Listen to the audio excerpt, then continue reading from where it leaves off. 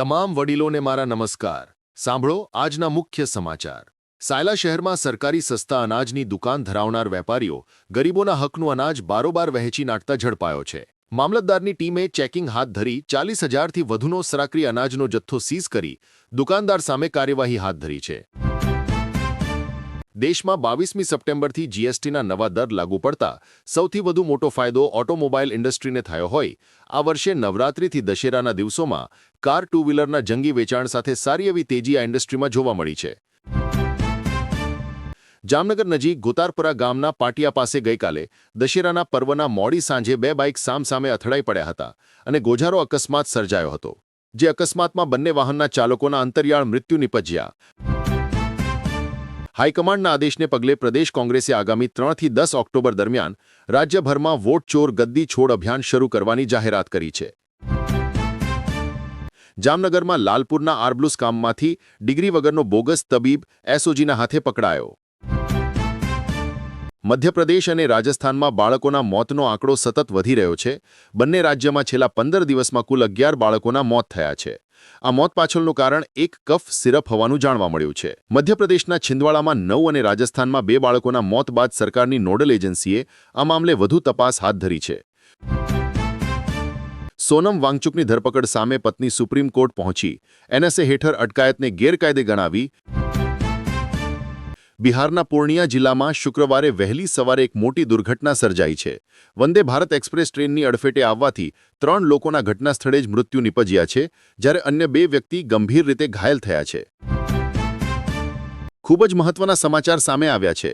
આગ્રામાં મૂર્તિ વિસર્જન દરમિયાન કરુણાંતિકા નદીમાં 14 લોકો ડૂબ્યા, 3 મૃતદેહ મળ્યા, શોધખોળ ચાલુ. આતંકીઓ સામે લડનારો પૂર્વ એનએસજી કમાન્ડો ગાંજાની તસ્કરી કરતો પકડાયો. એટીએસના સકંજામાં. સુરત પાલિકાની સામાન્ય સભામાં શિક્ષકોની ઘટ મુદ્દે વિપક્ષ અને શાસકો સામસામે આવ્યા. બાવળાના આંબા તળાવ પાસે આવેલા ભરવાડવાસ વિસ્તારમાં એક રહેણાંક મકાનમાં અચાનક ગેસ સિલિન્ડર ફાટતા પ્રચંડ ધડાકો થયો હતો. આ દુર્ઘટનામાં ઘરમાં હાજર 2 વ્યક્તિઓ ઇજાગ્રસ્ત થયા છે, જ્યારે એકને ગંભીર હાલતમાં તાત્કાલિક અમદાવાદ ખસેડવામાં આવ્યો છે. આગળના સમાચાર પહેલા એક વિનંતી છે. જો હજી તમે અમારી ચેનલ વિશ્વદર્શન સબસ્ક્રાઇબ નથી કરી તો કરી લેવા નમ્ર વિનંતી. સુરતના ડિંડોલી વિસ્તારમાં ગંભીર અને ચકચાર મચાવનારી ઘટના સામે આવી છે, જ્યાં લોખંડની ચેનલ મૂકીને માલગાડીને પાટા પરથી ઉથલવાનો પ્રયાસ કરવામાં આવ્યો હતો. જોકે ટ્રેનની ગતિ ધીમી હોવાના કારણે મોટી દુર્ઘટના ટળી હતી. ભારત અને ચીન વચ્ચે ઓક્ટોબરના અંતથી શરૂ થશે સીધી ફ્લાઇટ્સ. 5 વર્ષ બાદ હવાઈ સેવા ફરી શરૂ કરાશે. મધ્યપ્રદેશમાં દશેરાના દિવસે ગંભીર દુર્ઘટના બની છે.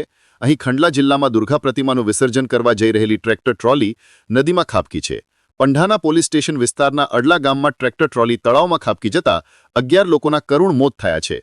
મૃતકોમાં મોટાભાગના બાળકોનો સમાવેશ થાય છે. પાકિસ્તાની સૈનિકો પર તાલિબાનોનો અંધાધૂંધ ગોળીબાર. બંને દેશની સરહદી તણાવ.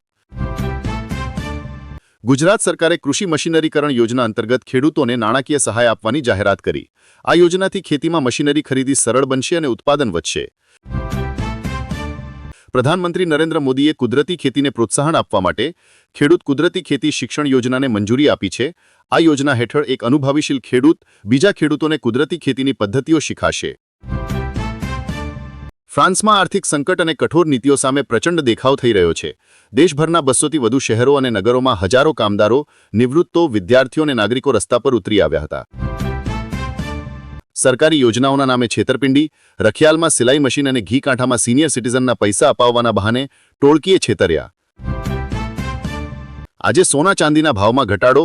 10 ગ્રામ સોનાનો ભાવ 500 રૂપિયા ઘટીને 1,16,833 પર આવ્યો. ચાંદીનો ભાવ પ્રતિ કિલો 1,45,000 થયો. છત્તીસગઢ બિહારમાં વીજળી પડવાથી 7 લોકોના મોત. યુપી એમપીમાં 1 વ્યક્તિનું મોત. ગુજરાત રાજસ્થાન સહિત 13 રાજ્યોમાં 4 દિવસ સુધી ભારે પવન સાથે વરસાદની આગાહી. વડોદરાના કાલીબાગ વિસ્તારમાં આવેલા અંબાજી મંદિરમાં ત્રાટકેલા ચોરો 2 દાનપેટી ઉઠાવી ગયા હોવાનો બનાવ બનતા પોલીસે તપાસ હાથ ધરી છે. ભારતીય થલ સેનાધ્યક્ષ જનરલ ઉપેન્દ્ર દ્વિવેદીએ પાકિસ્તાનને આખરી ચેતવણી આપતા કહ્યું છે કે આ વખતે ભારત ઓપરેશન સિંદૂર 1.0 જેવો સંયમ નહીં રાખે. પાકિસ્તાન સરકારના ગૃહમંત્રી અને પાકિસ્તાન ક્રિકેટ બોર્ડના અધ્યક્ષ મોહસિન નકવીએ અંતે નમતું જોક્યું છે. એશિયા કપ 2025 ટ્રોફી વિવાદમાં નકવીની ભારે ટીકા થતાં અંતે તેઓએ ટ્રોફી યુએઈ ક્રિકેટ બોર્ડને સોંપી હોવાના અહેવાલ મળ્યા છે. પ્રયાગરાજમાં કુંભ મેળા વખતે થયેલી દુર્ઘટનાનું પુનરાવર્તન ટાળવા માટે નાસિકમાં યોજાનારા સિંસદ કુંભ મેળામાં ભારે ભીડ પર નજર રાખવા માટે સરકાર તરફથી 2,500 સીસીટીવી કેમેરા ગોઠવવામાં આવશે.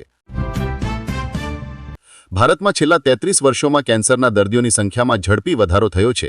એક નવા અભ્યાસ મુજબ 1990થી 2023 દરમિયાન કેન્સરના કેસોમાં 26% વધારો થયો હતો. 1990માં પ્રતિ 1 લાખ વસ્તી દીઠ 84 કેન્સરના દર્દીઓ હતા, જે 2023માં વધીને 107 થયા.